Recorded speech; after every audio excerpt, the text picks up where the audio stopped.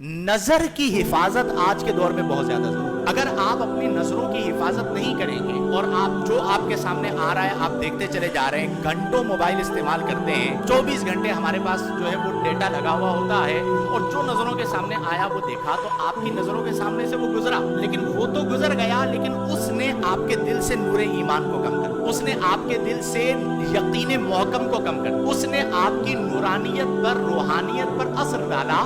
تو آپ کم از کم یہ دیکھیں کہ میں کسی ایسی چیز کو نہ دیکھوں۔ عورتوں کو دیکھنے سے کیوں منع کیا گیا؟ نبی کریم صلی اللہ علیہ وآلہ وسلم نے عورتوں کے ساتھ خلوت اختیار کرنے سے کیوں منع فرمایا؟ نبی کریم صلی اللہ علیہ وسلم فرماتے ہیں ایاکم والخلوۃ بالنساء والذی نفسی بیدہ ما خلا رجل بامرأۃ الا دخل الشیطان بینہم۔ نبی کریم صلی اللہ علیہ وسلم فرمایا کہ تم پر لازم ہے کہ تم عورتوں کے ساتھ خلوت اختیار کرنے سے بچو، یعنی تنہائی میں ایک غیر محرم مرد اور ایک غیر محرمہ عورت جمع ہو۔ نبی کریم صلی اللہ علیہ وسلم نے فرمایا اس سے اپنے آپ کو بچاؤ۔ پھر وجہ بیان فرمائی کہ والذی نفسی بیدہ، اس ذات کی قسم جس کے قبضہ قدرت میں میری جان ہے، ما خلا رجل بامرأۃ الا دخل الشیطان بینہم، کہ جب کبھی کوئی مرد اور عورت خلوت میں جمع ہوتے ہیں تو ان کے درمیان شیطان داخل ہو جاتا ہے۔ اور آپ کے سامنے ایسے بہت سارے معاملات اور ایسے بہت سارے واقعات موجود ہیں کہ جہاں پر انسان پھر بہکتا ہے، پھر کئی واقعات رونما ہوتے ہیں۔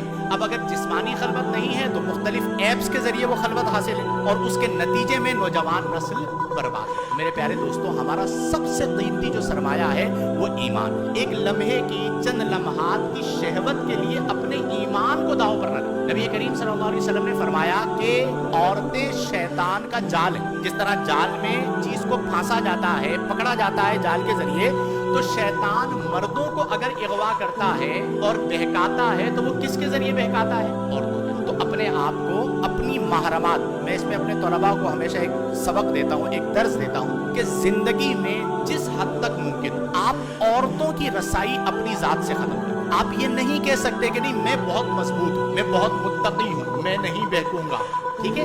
اگر آپ یہ کہتے ہیں تو آپ اپنے نفس پہ بھروسہ کر رہے ہیں، اور نفس سب سے بڑا دھوکے باز۔ ان النفس لامارۃ بالسوء، کہ نفس جو ہے وہ برائی کا حکم دینے والا ہے۔ تو آپ جس پر بھروسہ کر رہے ہیں وہ تو دھوکے باز ہے۔ جس لمحے وہ دھوکہ دے گیا تو آپ کی عزت چلی جائے گی، آپ کی رسپیکٹ چلی جائے گی، آپ کی روحانیت چلی جائے گی، آپ کی نورانیت چلی جائے گی۔ تو بہتر یہ ہے کہ ہم موقع ہی نہ دیں، عورت کو اپنی ذات تک رسائی ہی نہ دیں۔ بڑے بڑے لوگوں کو دیکھا گیا ہے، آج کے دور کی میں بات کر رہا ہوں، اور ماضی کی بھی بہت ساری مثالیں موجود ہیں کہ عورت خلوت کے اندر جمع ہوئی اور وہ شخص برباد۔ جس کی سب سے بڑی مثال قرآن کے اندر موجود ہے بلعم بن باور کی، مستجاب الدعوات، جو دعا کرتا تھا اللہ تعالیٰ قبول فرما لیتا، اتنا عبادت گزار، نیک، متقی شخص تھا، لیکن مرتد ہو کر مرا۔ اور قرآن میں اللہ تبارک و تعالیٰ نے فرمایا کہ فَمَثَلُهُ كَمَثَلِ الْكَلْبِ، اس کی مثال ایسے ہے جیسا کہ کتا، مثل کلب فرمایا گیا اسے۔